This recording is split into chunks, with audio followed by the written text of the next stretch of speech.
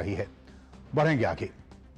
उत्तर प्रदेश के बहराइच जिले में भारत नेपाल सीमा क्षेत्र में अवैध रूप से संचालित मदरसों की जांच का अभियान मंगलवार को लगातार दूसरे दिन भी जारी रहा। बहराइच में 12 से अधिक मदरसों की जांच की गई। इनमें से 5 को सील कर दिया गया। वहीं 6 से अधिक मदरसों को बिना मान्यता संचालन न करने की चेतावनी दी गई है। जिला अल्पसंख्यक कल्याण अधिकारी ने मोतीपुर थाना क्षेत्र के मदरसा दारुल उलूम अजीजिया की जांच की। मदरसा संचालक भूमि, आय, व्यय, प्रवेश और छात्र उपस्थिति रजिस्टर समेत कोई भी दस्तावेज नहीं दिखा सके। इस कारण मदरसे को सील कर दिया गया। इसके साथ ही मदरसा दारुल उलूम अहले सुन्नत और मदरसा अरबिया इस्लामिया को संचालन न करने की चेतावनी दी गई। जांच के दौरान अधिकांश मदरसे निजी मकानों में बिना कागजात और मानकों के चलते मिले। भारत नेपाल सीमा खुली हुई है। संवेदनशील क्षेत्रों में बिना मान्यता के मदरसों का संचालन सुरक्षा के लिहाज से चिंताजनक है। और वहीं उत्तर प्रदेश में नेपाल से सटे सीमावर्ती जिलों में अतिक्रमण पर योगी सरकार का बुलडोजर एक्शन भी जारी है। प्रशासन श्रावस्ती जिले में लगातार 4 दिनों से अतिक्रमण हटाने का कार्य कर रहा है। श्रावस्ती में अब तक 127 जगह से अतिक्रमण हटाया जा चुका है। इलाके में 34 मदरसे सील किए जा चुके हैं। इसके साथ ही Bharat Nepal no man's land पर बनी मस्जिद का एक बड़ा हिस्सा भी ढहाया गया है। जिले में यह कार्रवाई इसी गति से आगे भी जारी रहेगी। सीमावर्ती संवेदनशील क्षेत्र में बिना मान्यता के मदरसों का संचालन सुरक्षा की दृष्टि से, जैसा कि हमने बताया, कि वो चिंताजनक, और ऐसे में प्रशासन को निर्देश दिए गए हैं कि चिन्हित अतिक्रमण को शीघ्रता से हटाया जाए और नियमित तौर पर उनकी मॉनिटरिंग की जाए। तो चाहे वो अवैध मदरसों की बात हो या फिर जो अवैध अतिक्रमण है उनको लेकर लगातार जो एक्शन मोड में है यूपी सरकार। हमारे साथ हमारे सहयोगी आशुतोष शुक्ला इस वक्त बहराइच से मौजूद है। आशुतोष, ये जो पूरी कार्रवाई है वो किस तरह से आगे बढ़ती हुई दिखाई दे रही है इस वक्त? देखिए, अगर हम असीम कहें तो पिछले लगभग 1 साल से योगी सरकार जो है इस बात को लेकर के लगी हुई थी कि जो भी अवैध जो है मदरसे हैं जिनकी मान्यता नहीं है, जहां पर सिर्फ दीनी तालीम होती है और बच्चों के मन में कुछ ना कुछ भरा जाता है दीन के नाम पे, तो उन चीजों को किस तरह से नियंत्रित किया जाए, उनको जो है वैज्ञानिक शिक्षा दी जाए, साइंटिफिक शिक्षा दी जाए, जो पाठ्यक्रम जो है पूरे उत्तर प्रदेश में सरकारी तौर पर मान्य है वह शिक्षा दी जाए। लेकिन कहीं ना कहीं जो है मदरसे जो है अपनी मनमानी पर उतारू थे। और जहां तक बात जो है भारत और नेपाल की सीमा की है, तो पीलीभीत से लेकर के महाराजगंज तक एक लंबी सीमा है जिसमें लगभग आधा दर्जन जिले जो है उत्तर प्रदेश के शामिल हैं, जिसके साथ जो है नेपाल राष्ट्र की सीमा साझा होती है। इस पूरी सीमा पर इतने अधिक अवैध अतिक्रमण, और उन अतिक्रमणों में अगर खास तौर पर देखा जाए तो मदरसे या फिर कोई धार्मिक संस्थान जो है चलाए जा रहे थे।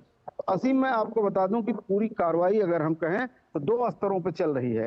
एक स्तर यह है कि जो मदरसे बिना किसी मान्यता के चल रहे हैं या वहां पर सिर्फ दीनी तालीम दी जा रही है, उनको सील किया जा रहा है, उनसे जो है वैध कागजात मांगे जा रहे हैं। और जो लोग जो है अतिक्रमण कर, जो नो मैंस लैंड है 15 किलोमीटर का, उसमें जाकर के जिन लोगों ने अपनी बसावट की है, चाहे अस्थायी तौर पर चाहे अस्थायी तौर पर, या कि फिर जो है मदरसे या कि धार्मिक संस्थानों के रूप में, मस्जिदों के रूप में वहां पर बनाया है, तो उनको भी चिन्हित करके उनको भी बुलडोज करने की कार्रवाई हो रही है। तो जिस तरीके से पूरे उत्तर प्रदेश में जो है जब पूरे देश में सीमाओं की सुरक्षा बढ़ाने की बात हो रही है, सबसे जो है एक मित्र राष्ट्र जो है नेपाल है, जिसके साथ हमारी खुली हुई सीमा है, जहां ना वीजा ना, और इसलिए भी काफी महत्वपूर्ण हो जाते हैं आशुतोष, चाहे वो अवैध मदरसों की बात करें या फिर अवैध अतिक्रमण की बात करें, ये सुरक्षा के लिहाज से काफी महत्वपूर्ण है, काफी चुनौती पेश करती है ये।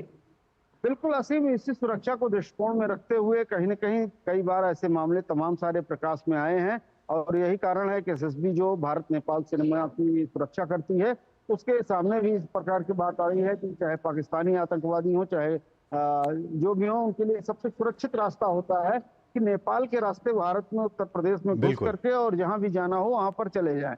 इस चीज को जो है रोकने के लिए चिन्हित लोग ही जो है उन बॉर्डर एरिया में रहेंगे, बाहर का कोई नहीं रहेगा। इसके अलावा क्या गतिविधि वहां पर होती है वह सरकार की नजर में रहेगी। इन सब चीजों को लेकर के सरकार चिंतित थी और इसको लेकर के कार्रवाई लगातार जो है पिछले 3 दिनों से जारी है और आगे भी जारी रहने की उम्मीद है। अब तक अगर हम असीम बताएं तो लगभग 150 ऐसे मदरसे और अतिक्रमण को जो है नोटिस दिया गया है या फिर उन्हें ध्वस्त किया गया है, लगभग जी आधे दर्जन निर्माणों को। जी लेकिन अभी जो है ये लगातार कार्रवाई जारी है। जारी है। राजस्व विभाग के भी और अल्पसंख्यक कल्याण बोर्ड के अल्पसंख्यक विभाग के अधिकारियों की भी, जो अल्पसंख्यक स्कूल चल रहे हैं जी जी उन स्कूलों की मान्यता क्या है, उनका पाठ्यक्रम क्या है, उनमें पढ़ता कौन है, उनको जी पढ़ाता आशुतोष, कौन है, इन सारी चीजों की असीम जांच हो रही है। चलिए, तो बहुत ही महत्वपूर्ण यह कार्रवाई अवैध मदरसों के खिलाफ, अवैध अतिक्रमण के खिलाफ जो यूपी सरकार वो लगातार इस वक्त एक्शन मोड में है और उनके खिलाफ कार्रवाई की जा रही है। बहुत बहुत शुक्रिया आशुतोष, इन तमाम ताजा अपडेट्स को हम तक पहुंचाने के लिए आपका बहुत बहुत शुक्रिया। सबके बीच हम आपको गुजरात लिए चलते हैं। यूपी के बाद गुजरात में भी बांग्लादेशी घुसपैठियों के अवैध निर्माण पर बुलडोजर एक्शन जारी है। अहमदाबाद के बाद अब आज जूनागढ़ में ऊपरकोट विस्तार के आसपास के इलाकों में प्रशासन द्वारा अतिक्रमण हटाया गया। भारी पुलिस बल की मौजूदगी में कुल 59 कब्जे हटाए गए। इस ध्वस्तीकरण अभियान में 8 असामाजिक तत्वों के मकान भी ध्वस्त कर दिए गए हैं। लगभग 16,000 वर्ग मीटर सरकारी भूमि से अतिक्रमण हटा दिया गया है। प्रशासन ने अतिक्रमणकारियों को पहले नोटिस देकर अवैध कब्जा हटाने को कहा था, लेकिन बांग्लादेशी घुसपैठियों ने अतिक्रमण नहीं हटाया और इसलिए आज प्रशासन द्वारा अवैध कब्जे हटाने की कार्रवाई की गई। प्रशासन का कहना है कि इस जमीन का बाजार मूल्य करीब 50 करोड़ रुपए है। इस कार्रवाई के लिए 10 जेसीबी और 10 ट्रैक्टरों सहित कई उपकरणों का इस्तेमाल किया गया। आने वाले समय में 100 से अधिक अवैध मकानों को ध्वस्त किया जाएगा। तो लगातार गुजरात में भी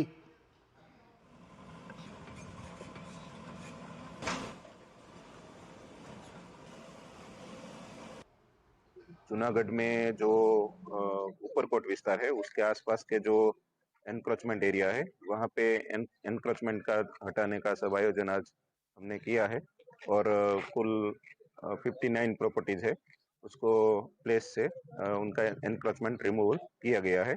आज टोटल हमने उनको कलम 61 का नोटिस भी दिया था, 202 का नोटिस भी दिया था, लेकिन वो जो दबाण नहीं हटे थे तो हम आज उनको हटा रहे हैं।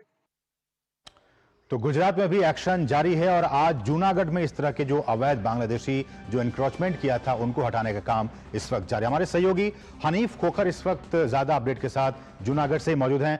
हनीफ, क्या कुछ ताजा अपडेट है, किस तरह की ये जो कार्रवाई है वो इस वक्त और आज चल रही है? जी हाँ, चारों तरफ जो डिमोलेशन हो रहा है, अहमदाबाद में बड़े पैमाने पे जो डिमोलेशन हुआ, उसके बाद यहाँ पे जूनागढ़ में भी जो दारागढ़ इलाका है वहाँ पे डिमोलेशन अभी जारी है। यहाँ लगभग जो पहले फेज का जो डिमोलेशन था इसमें 100 लोगों को, करीब 100 लोगों को नोटिस दी गई थी और 4-5 दिन की मोहलत दी गई थी। उसके बाद आज सुबह से ही यहाँ पे डिमोलेशन शुरू हो गया है। लगभग 60 जितने मकान है वो गिरा दिए गए हैं जो अवैध रूप से यहाँ पे बने हुए थे। सालों से लोग यहाँ पे रहते थे, तो लोगों का भी कहना है कि उनको कोई वैकल्पिक व्यवस्था भी कर देनी चाहिए, ऐसा भी सुर उठा है। और प्रशासन है अभी यहाँ पे, जो पुलिस प्रशासन है, कलेक्टरेट है और यहाँ का कॉर्पोरेशन, सभी जो मशीनरी है यहाँ पे काम पे लग गई है। यहाँ पे जो पीछे आप देख रहे हैं जो पुराना किला है यहाँ का जूनागढ़ का, जो ऊपरकोट के नाम से जाना जाता है, वहाँ पे बहुत सारा डेवलपिंग हुआ है, उसका जो रिस्टोरेशन हुआ है, उनके जो वो वहाँ पे जो प्रवासी आते हैं उनके लिए यहाँ पे एक बड़ा है वो पार्किंग या ऑफिस है या वो बनेगी। और ये जो पूरा इलाका है जो ऊपरकोट किला के इर्द गिर्द जो बस्ती बसी है वो पूरी सालों से अवैध है, तो वो सब अभी डिमोलेशन हो रहा है। अभी जो पहले फेज का है, अभी प्रशासन की ओर से जानकारी मिली है कि दूसरा फेज और तीसरा फेज भी आएगा और बाद में भी और मकान तो हनीफ, अभी आने वाले दिनों में और कितने इस तरह के जो अवैध निर्माण हैं उनके लिए नोटिस दिया गया? कितने ऐसे अवैध निर्माणों को से संबंधित जो लोग हैं उनको नोटिस जारी किया गया है? जी, प्रशासन की ओर से जो जानकारी मिली है उसमें कहा गया है कि ये पहला फेज का है, दूसरे अभी नोटिस दे रहे हैं। और ऐसी भी शिकायतें लोगों को मिली कि नोटिस दिए बगैर भी कई जो अवैध जो यहाँ पे जो इंक्रोचमेंट थे वो भी हटाए गए। और आगे जो बड़े बड़े रास्ते बन रहे हैं या जूनागढ़ का डेवलपिंग हो रहा है, तो इनके लिए भी यहाँ पे जो रास्ते में जो रुकावटें हैं, जो अवैध निर्माण हुए, जी। वो भी हटाए जाए। चलिए, बहुत बहुत शुक्रिया हनीफ, इन तमाम ताज़ा अपडेट्स को जूनागढ़ से हम तक पहुंचाने के लिए। आपने तस्वीरों में देखा किस तरह से जो अवैध अतिक्रमण है उसको हटाने का काम किया जा रहा है और 59 लोग जो अवैध बांग्लादेशी हैं उनके जो अवैध निर्माण थे उनको हटा दिया गया है और आने वाले दिनों में प्रशासन ने और भी जो अवैध निर्माण हैं उनसे संबंधित जो लोग हैं उनको नोटिस दे दिया गया है कि अगला नंबर आपका है, आपके भी इस अवैध निर्माण को ध्वस्त किया जाएगा। तो ये अहमदाबाद और उसके बाद अब जूनागढ़ में ये कार्रवाई चल रही है।